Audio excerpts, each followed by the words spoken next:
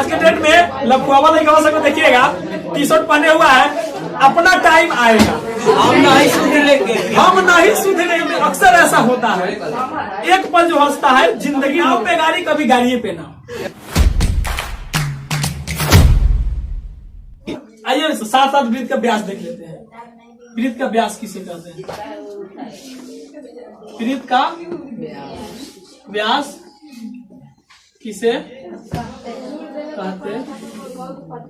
ठीक है, वृत्त का व्यास किसे कहते हैं? अच्छा, वृत्त का व्यास बताने से पहले हम सोच रहे हैं कि इससे रिलेटेड जो क्वेश्चन आता है ऑब्जेक्टिव टाइप, उस क्वेश्चन को आपको बता दें। ठीक है, क्योंकि आपका क्वेश्चन मालूम है कैसे बन के आता है? क्वेश्चन कैसे बन के आता है? क्वेश्चन पूछेगा कि किसी वृत्त में कितनी त्रिज्याएं खींची जा सकती है? अनेक या अनगिनत या असंख्य? क्या बोलेंगे? असंख्य। ज्यादातर जो ऑप्शन आता है वो अनगिनत आता है। क्या आता है? अनगिनत। और कैसे अनगिनत खींचेंगे? बहुत सारे ऐसे स्टूडेंट होंगे जो समझते हैं कैसे ये सर जी तो अभी एक एक त्रिज्या खींच के बताए हैं और एक वो वृत्त है तो एक एक त्रिज्या होगा। वो बहुत सारे स्टूडेंट ऐसा समझता होगा कि एक वृत्त है तो एक ही त्रिज्या होगा। और सर जी कैसे अनगिनत कर देंगे या आंसर अनगिनत कैसे हो जाएगा? तो आइए देखते हैं। हमने वो से लेकर परिधि के एक बिंदु को मिलाया तो एक त्रिज्या, और यहाँ से लेकर के फिर हम यहाँ भी तो खींच सकते हैं, खींच सकते हैं, खींच सकते हैं। दूसरा यहाँ से यहाँ भी तो खींच सकते हैं, कोई दिक्कत नहीं। यानी जो खाली जगह है उसमें किधरों भी हम खींच सकते हैं, कोई दिक्कत होगा? तो इस प्रकार से हम कितना इसमें त्रिज्या खींच सकते हैं? कोई गिनती है इसकी? कोई गिनती है? नहीं ना है, कोई गिनती नहीं है, कोई गिनती नहीं है। यानी अनगिनत क्या हुआ? हंसते रह जाओगे, जिसका गिनाई ना हो। देखिए हंसते रह जाइएगा, पता चलेगा वक्त गुजर गया और हम हंसते रह गए। समझे? एक पर हंसिएगा तो बार बार रोइएगा, जिंदगी भर रोइएगा। समझे? एक पाकिस्तानी गायक है जिसका गाना है कि जो एक पल हंसता है वह बार बार रोता है, जिंदगी भर रोता है। गाना को बनाया है कुछ अलग प्रकार से, हम नहीं गा सकते आप लोगों के सामने, या गा भी सकते, उससे कोई दिक्कत नहीं है। यानी चाहतों की दुनिया में अक्सर ऐसा होता है, एक पल जो हंसता है जिंदगी भर रोता है। ठीक है, तो ये सिर्फ इधर ही नहीं है, इसको जिंदगी के कसौटी पर कस के देखिए। जब आप ये देख लीजिए कि हम ज्यादा सुखी हो रहे हैं, ज्यादा अगर आप खुश हो रहे हैं तो इतना जरूर याद रखिएगा कि जब ज्यादा आपको खुशी मिलने लगे तो दुख भी आपका इंतजार कर रहा होगा और वो भी करीब में। समझे? जब ज्यादा खुशियां मिलने लगे सोच लीजिए कि दुख काफी करीब है मेरे, वो कब हमारे पास आ धमके इसका कोई गारंटी नहीं है। और जब ज्यादा दुख झेलना पड़े, जब आप ज्यादा दुखी हो जाइए तो इतना जरूर सोचिएगा और सोच के हिम्मत नहीं हारिएगा कि जब हम ज्यादा दुख के दौर से गुजर रहे हैं तो सुख भी करीब ही होगा, जो किसी भी पल मेरे पास आ जाएगा और हम खुश हो जाएंगे। यानी कहने का मतलब यह है कि जब ज्यादा सुखी होता है इंसान तो वही इंसान ज्यादा दुख भी काटता है, और जो इंसान ज्यादा दुख काटता है वह इंसान सुखी भी ज्यादा होता है, वही इंसान ज्यादा खुशी का पल भी काटता है। समझे? तो चलिए इसमें वृत्त की त्रिज्या की बात कर रहे थे हम, तो कितनी त्रिज्या खींच सकते हैं? कभी नाव पे गाड़ी, कभी गाड़िए पे नाव, ऐसा सुने हैं? ये हकीकत है। आप पूछिए कैसे? जब नाव को बनाया जाता है तो किसी लोहार के दरवाजे पे या किसी मिस्त्री के दरवाजे पे बनता है ना, और उसको नदी में छोड़ने के लिए नाव को गाड़ी में लादा जाता है, और फिर नदी के किनारे लेकर के ढाल दिया जाता है, फिर नदी में नाव को छोड़ दिया जाता है। तो उस स्थिति में क्या हुआ? नाव गाड़ी पे आया, और जब गाड़ी जहाँ पे पुल की व्यवस्था नहीं होती है, जिस नदी में, जिस रास्ते किसी रास्ते में नदी पड़ रहा है और वहाँ पे पुल नहीं बनी हुई है, वहाँ पे नाव चल रही है, अगर गाड़ी को पार करना है तो गाड़ी नाव पे आती है, तब ना गाड़ी पार करती है। इसीलिए कहने वाला ने कहा कभी नाव पे गाड़ी, कभी गाड़ी पे नाव। यानी कहने का मतलब सिर्फ वही नहीं है, कहने का मतलब यह है कि समय सबका बदलता है, समय सबका आता है। आज के डेट में लखुआवा लड़का सकते देखिएगा, टी शर्ट पहने हुआ है, अपना टाइम आएगा हम नहीं सुधरेंगे, हम नहीं सुधरेंगे। अरे भाई ये क्या है? तुम बिगड़े कब थे कि सुधारने की बात कर रहे हो? हम नहीं सुधरेंगे, देख करके दिमाग खराब हो जाता है, समझे? चलिए ठीक है, क्या है वृत्त का व्यास किसे कहते हैं? इसके पहले हमने आपको बताया वृत्त की त्रिज्या किसे कहते हैं। तो इस प्रकार हम कितना त्रिज्या खींच सकते हैं? इसमें बहुत खींच सकते हैं। तो अगर क्वेश्चन आता है कि एक वृत्त में कितनी त्रिज्याएं खींची जा सकती है, तो क्या लिखिएगा? हद गिना। अब व्यास पे आते हैं कि वृत्त का व्यास किसे कहते हैं। ठीक है, हमने जो पहला त्रिज्या लिया था यही ना है। तो इसमें से किसी भी एक रेखा को ले लीजिए, किसी भी एक त्रिज्या को ले लीजिए और उसी त्रिज्या को OA को OB की तरफ हमने बढ़ा दिया, बढ़ाया ना। तो इस प्रकार क्या हुआ? BA हुआ, B से लेके A हुआ, BA। चाहे इसी को आप AB लिख सकते हैं। क्या लिख सकते हैं? AB लिख सकते हैं। यानी B से लेके A तक की जो दूरी हुआ, B से लेके A तक के जो रेखा खंड हुआ, उस रेखा खंड को हम क्या बोलेंगे? वृत्त का व्यास बोलेंगे। लेकिन शर्त है, क्या शर्त है? कि वह केंद्र से होकर गुजरता है। इसलिए इसका परिभाषा मालूम है क्या है? वृत्त के परिधि के दो बिंदुओं को मिलाने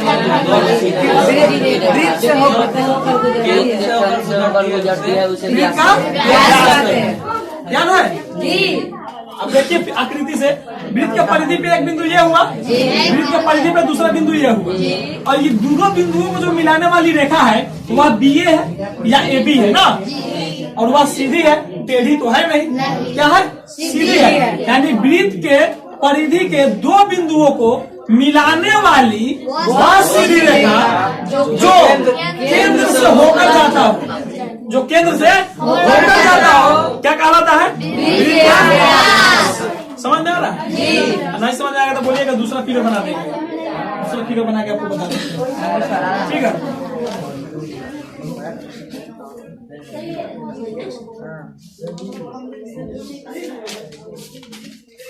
मान लीजिए वृत्त है, क्योंकि हाथ से बनाने में थोड़ा टेढ़ी मेढ़ी हो जाती है। आप लोग तो हाथ से खाना बनाने में कभी नमक का ज्यादा कभी कम डालते। ठीक है, ये क्या है? वृत्त का केंद्र है। और हमने क्या किया था? यही ना त्रिज्या खींचा था। ठीक है, और इसी त्रिज्या को फिर दूसरी तरफ अगर हम बढ़ा दिए, यहाँ पे क्या था? O था, यहाँ पे A है और यहाँ पे B है, यही ना है। अब वृत्त के परिधि पे एक बिंदु हुआ और वृत्त के परिधि पे एक दूसरा बिंदु हुआ। ठीक है, परिधि पे एक बिंदु हुआ, दूसरा बिंदु हुआ। तो परिभाषा क्या है कि वृत्त के परिधि के किन्हीं दो बिंदुओं को, तो एक बिंदु ये हुआ, एक बिंदु ये हुआ, किन्हीं दो बिंदुओं को मिलाने वाली रेखा मिला रही है ना, मिलाने वाली वह सीधी रेखा जो केंद्र से होकर जाती है। तो यहाँ पे केंद्र था हमारा, तो केंद्र से होकर जा रही है। जो केंद्र से होकर जाती हो वह क्या कहलाता है? व्यास कहलाता है। कोई दिक्कत नहीं। अच्छा, आप एग्जाम में जो क्वेश्चन आता है आप क्वेश्चन पे ध्यान दें। जैसे हम AB को क्या कहेंगे? वृत्त का व्यास कहेंगे। क्या? AB को वृत्त का व्यास कहेंगे। आपने यहाँ से यहाँ तक क्या बोला था? यानी वृत्त के केंद्र और वृत्त के किसी एक बिंदु को मिलाने वाली रेखा क्या बोला था? त्रिज्या बोला था। तो त्रिज्या को रेडियस बोलते हैं। क्या बोलते हैं? रेडियस बोलते हैं। उस रेडियस को क्या, उस त्रिज्या को क्या चीज से इंडिकेट करते हैं? R से। R बराबर त्रिज्या। क्या कहते हैं? R को हम क्या कहते हैं? त्रिज्या कहते हैं। ठीक है, तो आपने देखा कि वृत्त के केंद्र से वृत्त के परिधि के एक बिंदु को मिलाने वाली रेखा को त्रिज्या बोलते हैं। ठीक उसी प्रकार से वृत्त के केंद्र से दूसरे बिंदु को जो रेखा मिला है, तो ये भी तो त्रिज्या होगा। क्या होगा? यह भी त्रिज्या होगा। यानी O से लेके A और O से लेके B क्या हुआ? O से लेके A बराबर त्रिज्या और O से लेके B बराबर क्या होगा? त्रिज्या। क्या? O से लेके A, यानी O से लेके A ये भी एक त्रिज्या और O से लेके B ये भी एक त्रिज्या, यही ना है। तो कितना? अब देखिए, O से लेके A त्रिज्या, O से लेके B त्रिज्या, तो B से लेके A क्या हो जाएगा? B से लेके A, तो B से लेके A को आप क्या बोले हैं? तो इसको अगर आप व्यास बोलिएगा यानी D बोलिएगा, डायमीटर। क्या होता है? डायमीटर। तो D को क्या बोल रहे हैं? व्यास बोल रहे हैं, जिसको D से इंडिकेट कर रहे हैं। तो इस B में कितना R है? कितना आर है? 2 आर है, 1 आर और 1 आर, बीच में प्लस है, ठीक है, 2 आर है। तो इसलिए डी बराबर क्या होता है? 2 आर होता है। समझ गया ना 2 आर कहाँ से आता है? डी बराबर क्या होता है? 2 आर। चूंकि बी से लेके ए को हम क्या बोलेंगे? बी से लेके डी बोलेंगे, और बी से लेके ए तक में कई आर है? एक यहाँ से यहाँ आर, यानी ओ से लेके ए आर और ओ से लेके डी आर, यानी पूरा अगर बी से लेकर के ए तक को देखे तो कितना आर? 2 आर। ठीक है, तो डी बराबर क्या होता है? 2 आर। चलिए अब इसको फिर आगे समझते हैं। बराबर क्या होता है? 2 आर। अच्छा, तो जब डी बराबर 2 आर, जब डी बराबर 2 आर, तो 2 आर बराबर भी तो डी लिख सकते हैं, 2 आर बराबर भी तो डी लिख सकते हैं, कोई दिक्कत नहीं। अब आइए, तो आर बराबर d/2 हो जाएगा, आर बराबर तो d/2 कहाँ से आया पता चल गया? d/2 कहाँ से आया पता चल गया? आ गया ना? ये बहुत इंपॉर्टेंट है। जो कोई भी क्वेश्चन अगर आप सोल्व करते हैं ना, वृत्त में सोल्व करते हैं, या शंकु में सोल्व करते हैं, या बेलन का क्वेश्चन कोई सोल्व करते हैं, तो इसका बहुत ज्यादा इस्तेमाल किया जाता है। आर बराबर d/2 व्यास दे देता है, आपको आता है इस क्वेश्चन का आयतन निकालिए, वक्रीय पृष्ठ निकालिए, पूर्ण पृष्ठीय क्षेत्रफल निकालिए। तो अगर व्यास दिया है तो सबसे पहले आपको आर निकालना पड़ता है, तो इसका इस्तेमाल सबसे ज्यादा है। और ये एक नंबरिया हुआ ऑब्जेक्टिव टाइप क्वेश्चन भी है कि आर बराबर क्या होता है? तो d/2। अब कैसे होता है आकृति में भी बता दे।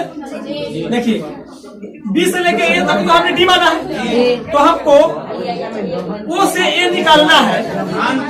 ओ से ए पूरे बी ए का आधा है ना, ओ से ए चाहे ओ से बी पूरे ए बी का आधे ना है, आधा है। तो आधा करने के लिए हम 2 से भाग देते हैं, चाहे जितनी भी बड़ी संख्या हो, चाहे जितनी भी छोटी संख्या हो, उसका आधा करना है तो हम 2 से भाग देते हैं। जैसे 100 का आधा कितना होगा? 50।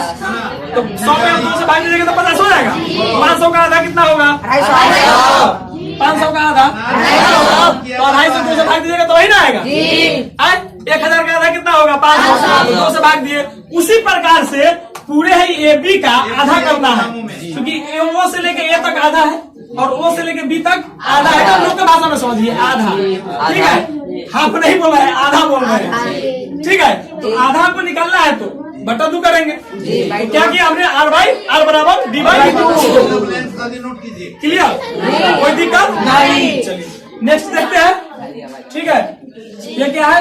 वृत्त, ठीक है। और यह वृत्त का केंद्र, यहाँ तो कंप्लीट है, वृत्त की त्रिज्या कंप्लीट है, वृत्त की व्यास कंप्लीट है, ठीक है। आगे देखते हैं वृत्त की जीवा क्या है? वृत्त की वृत्त का जीवा किससे कहते हैं? ठीक है, किसे क्या है? किसे कहते हैं? ठीक है, वृत्त का जीवा किसे कहते हैं? इसका परिभाषा है, देखिए, परिधि के 2 बिंदुओं को, जिस तरह से आपने व्यास पढ़ा है सेम वही है। परिधि के 2 बिंदुओं को मिलाने वाली सीधी रेखा वृत्त का जीवा कहलाते हैं। वृत्त के व्यास में क्या था? परिधि के 2 बिंदुओं को मिलाने वाली वह सीधी रेखा जो केंद्र से होकर जाती है। क्या हो? केंद्र से होकर जाती है, वृत्त का व्यास कहलाता है। लेकिन जीवा में क्या है? वृत्त की परिधि के 2 बिंदुओं को मिलाने वाली वह सीधी रेखा, चाहे मिलाने वाली रेखा वृत्त की जीवा कहलाती है। इसमें केंद्र से होकर जाने की शर्त नहीं है, केंद्र से होकर जाने की शर्त नहीं है। देखिए लिख देते हैं, बाद में पहले समझ लीजिए, ठीक है।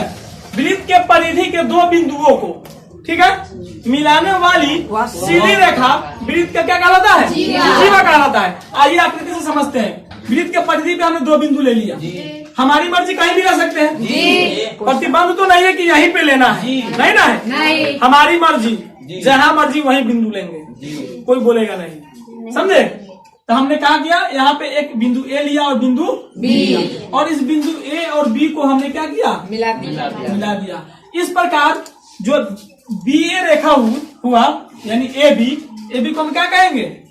वृत्त का जीवा। ए बी क्या है? वृत्त का जीवा है। परिभाषा में आपका यही था ना कि वृत्त के परिधि के 2 बिंदुओं को मिलाने वाली सीधी रेखा वृत्त का क्या कहलाता है? जीवा कहलाता है। तो परिधि के दो बिंदुओं को जो ए बी रेखा है मिला रहा है कि नहीं? और यह रेखा सीधी है या नहीं? टेढ़ी नहीं ना है, सीधी है। तो ए बी को हम क्या कहेंगे? वृत्त का जीवा। क्या बोलेंगे? वृत्त का जीवा बोलेंगे। दूसरा एक और कॉन्सेप्ट समझिए। मान लीजिए अगर हम यहाँ पे वृत्त के परिधि पे बिंदु लेते हैं और दूसरा एक यहाँ पे लेते हैं, ठीक है? तो यह तो कहाँ से होकर जाएगा? केंद्र से होकर गया। तो वृत्त के केंद्र से होकर गया। तो केंद्र से जो होकर जाता है उसको हम क्या बोलते हैं? व्यास बोलते हैं। अभी तक तो व्यास ना पढ़ाए हम। जो केंद्र से होकर जाता है उसको क्या बोलते हैं? वृत्त का व्यास बोलते हैं। व्यास बोलते हैं ना? अच्छा, हाँ परीक्षा में आया था। इसको क्या बोलते हैं? वृत्त का व्यास बोलते हैं। और एक नंबर यह क्वेश्चन में, ऑब्जेक्टिव टाइप क्वेश्चन में आपके आता है कि वृत्त के सबसे बड़ी जीवा वृत्त के क्या कहलाता है?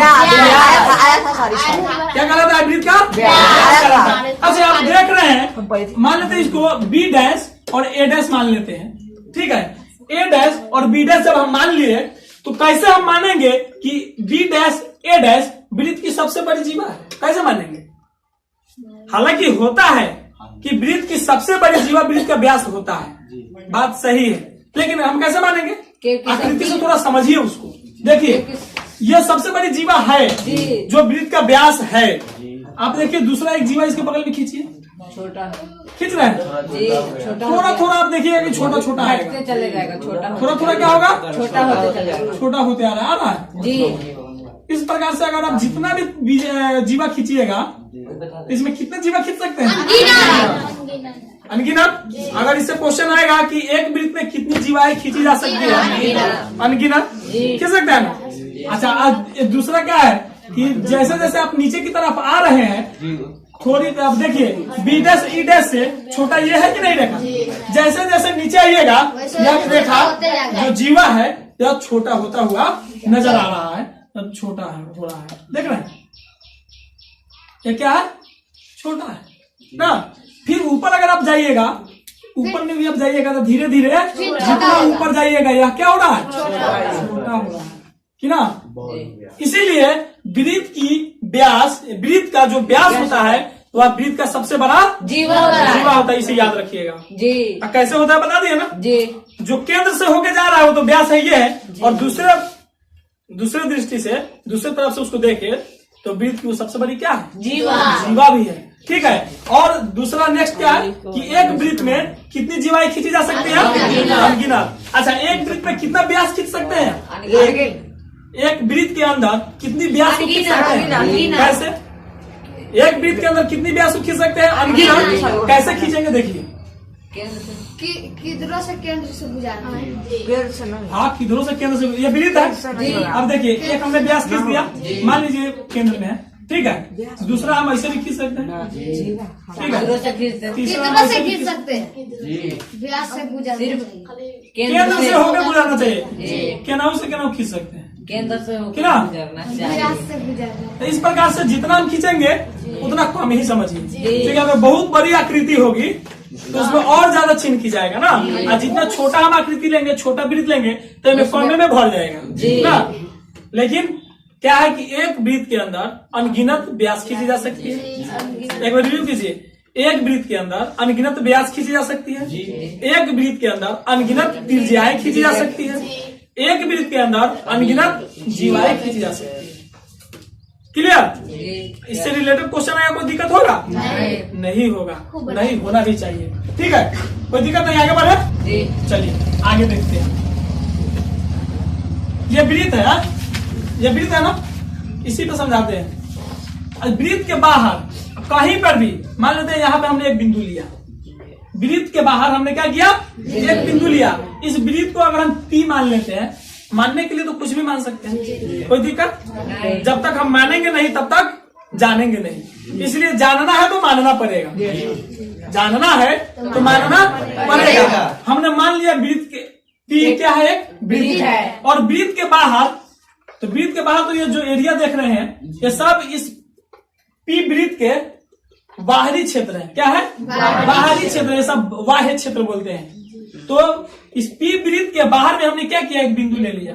तो जरूरत नहीं है कि हम इधर ही लेंगे, इधर भी ले सकते हैं, किधरो ले सकते इधर ले सकते हैं, कहीं भी ले सकते हैं। ठीक है, तो वृत्त के बाह्य बिंदु, इसको क्या बोलेंगे, वृत्त के बाह्य बिंदु बोलेंगे, जिसको अपनी भाषा में बाहरी बिंदु कहेंगे। क्या कहेंगे, बाहरी बिंदु। यानी वृत्त के बाह्य बिंदु क्या है, यह अगर मान लेते हैं आर है, ठीक है, चाहे वो मान लेते हैं, वो ज्यादा माना जाता है, ज्यादा आपको समझ में आएगा।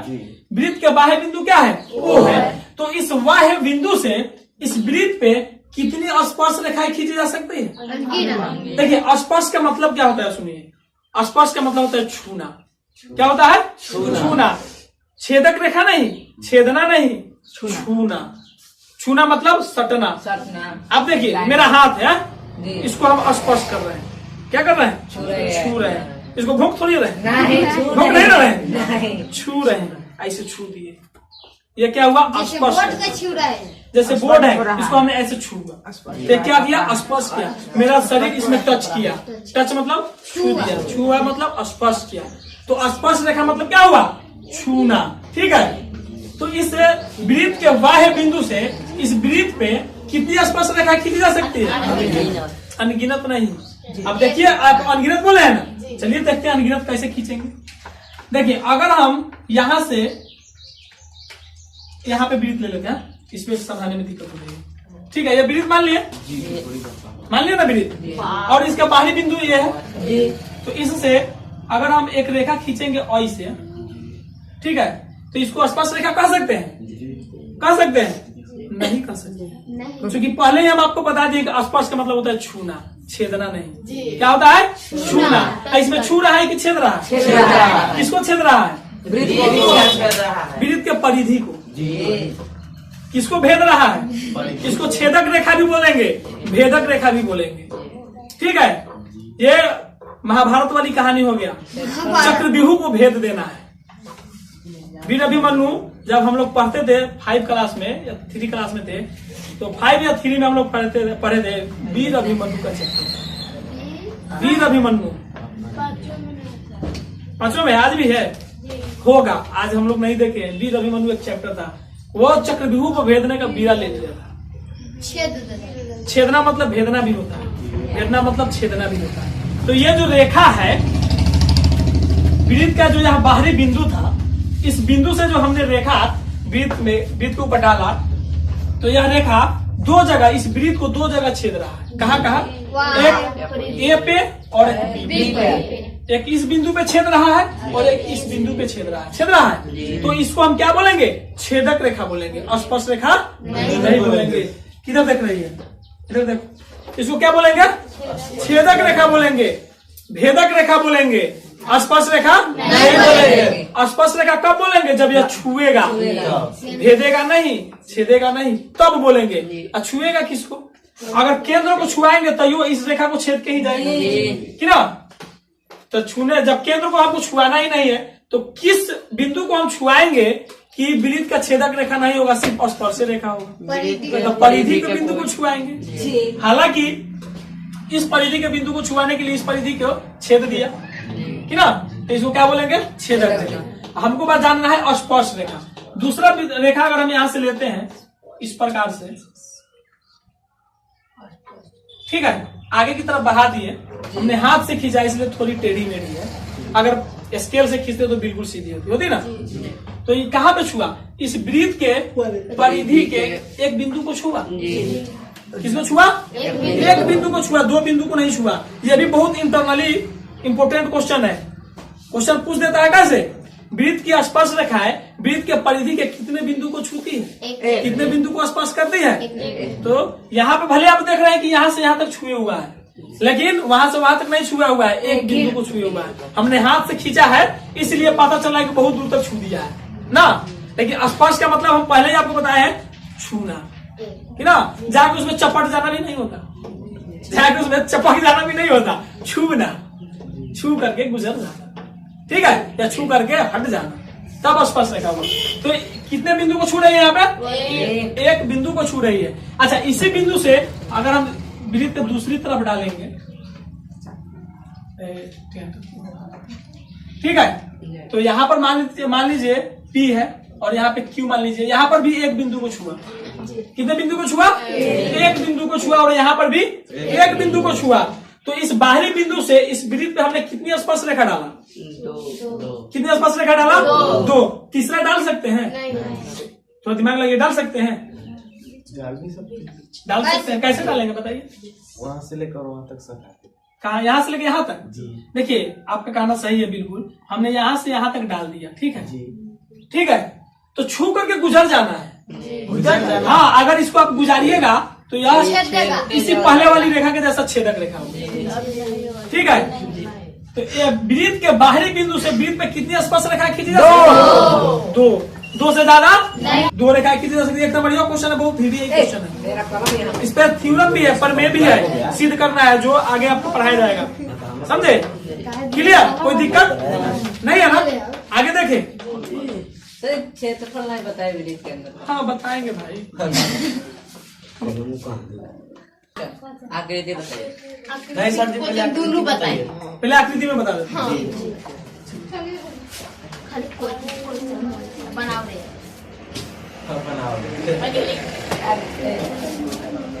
ये मस्त फिगर हुआ। मस्त नहीं हुआ, देखिए यही ना, जी साहब। नुमा रेखा से जो घिरा हुआ क्षेत्र है जी, तो गोलीय नुमा रेखा कौन है? गोलीय रेखा कौन है? इसके गोलीय नुमा रेखा बोलिए या गोलीय रेखा बोलिए, कहीं कोई दिक्कत नहीं है, या वक्रीय रेखा बोलिए। 3 तरीका से आप इसको बोल सकते हैं। साइलेंट। 3 तरीका से आप इसको बोल सकते हैं। इसको गोलीय नुमा रेखा बोलिए, या वक्रीय रेखा बोलिए, या गोलीय रेखा बोलिए, ठीक है। तीनों शब्द का आप इस्तेमाल कर सकते हैं, कहीं से कोई दिक्कत नहीं है। तो इस गोलीय रेखा से जो घिरा हुआ आकृति है, घिरा हुआ जो क्षेत्र है, ठीक है, इसी क्षेत्र को नाम इसका क्षेत्रफल कहते हैं। परिभाषा हमको लिखना पड़ेगा? नहीं बोलेगा वृत्त का क्षेत्रफल क्या होता है? अगर क्वेश्चन नहीं दिया, उसका परिभाषा कोई पूछ रहा है जी, परिभाषा पूछ रहा है तो परिभाषित कर दीजिए ना जी, कि गोलीय नुमा रेखा से घिरी हुई जो क्षेत्र होता है, गोलीय नुमा रेखा से जो घिरा हुआ क्षेत्र होता है, वही वृत्त का क्षेत्रफल होता है। जैसे आप देख रहे हैं ये सब क्या है? वृत्त का क्षेत्रफल है। इस वृत्त का क्या है? क्षेत्रफल है। और इस स्थिति में अगर हम मान ले कि इसका त्रिज्या यानी r बराबर 7 है, ठीक है, इसका r बराबर 7 अगर हम मान लेते हैं तो इसका क्षेत्रफल अगर निकालना है तो क्षेत्रफल बराबर क्या होता है? वृत्त का क्षेत्रफल बराबर लिखेंगे, वृत्त का क्षेत्रफल बराबर क्या होता है? 22/7 नहीं, पाई आर स्क्वायर। क्या होता है? पाई आर स्क्वायर। यह फॉर्मूला होता है, ठीक है। अगर कल मौका मिला तो यह पाई आर स्क्वायर क्यों होता है ये आपको बताएंगे कल परसों जिस दिन भी हो। देखिए पाई, अच्छा एक और इसमें है कि पाई का मान कितना होता है? 22/7 22/7 होता है। और यह आर स्क्वायर है। क्या है? आर स्क्वायर है। तो यह आर स्क्वायर क्यों होता है? आर स्क्वायर क्यों होता है? आर सिर्फ आर क्यों नहीं होता या आर क्यों नहीं होता, सिर्फ आर स्क्वायर ही क्यों होता है? इसको अगर मौका मिला तो आपको बताएंगे। यानी पूरे इसके जड़ तक जाएंगे और जड़ तक जाकर के आपको बताएंगे कि वृत्त का क्षेत्रफल पाई आर स्क्वायर ही क्यों होता है, दूसरा कुछ क्यों नहीं होता है। और दूसरा ये भी बताएंगे कि पाई का मान 22/7 ही क्यों होता है, दूसरा क्यों नहीं होता। समझे? ये भी एक दिन का टॉपिक रहेगा, ये सब हम आपको बताएंगे। तो इसको सोल्व करके देख लीजिए। तो क्या हुआ? 22/7। तो 22/7 हुआ तो पाई का मान तो 22/7 हुआ और आर का मान कितना है? 7 है। तो इस आर के जगह पे हम 7 रखेंगे तो 7 का स्क्वायर हो जाएगा जी। क्लियर? आगे आएंगे 22/7 गुने। देखिए 7 पे पावर कितना है? 2 है। तो इसको गुना कर देंगे या इसको 2 बार लिख देंगे। 7 गुने 7 लिख दिया। एक 7 से एक 7 क्रॉस हो जाएगा। कितना बच गया? 22 गुने 7। बट्टा में कुछ नहीं बचा, एक बचा तो एक नहीं लिखेंगे, बराबर गुना करके लिख देंगे। 7 दूनी 14 के 4 हाथ में 1, 7 दूनी 14 1 15 या 154। अगर यह सेंटीमीटर में होगा तो 154 सेंटीमीटर स्क्वायर इसका क्षेत्रफल हो गया। आंसर होगा। क्लियर? इसी आधार पे और क्वेश्चन हम आपको बताएंगे और ब्रीथ से रिलेटेड और भी टॉपिक कुछ बाकी रह गया है उसको नेक्स्ट टाइम बताएंगे। ठीक है, आज की क्लास इतना ही रहेगा।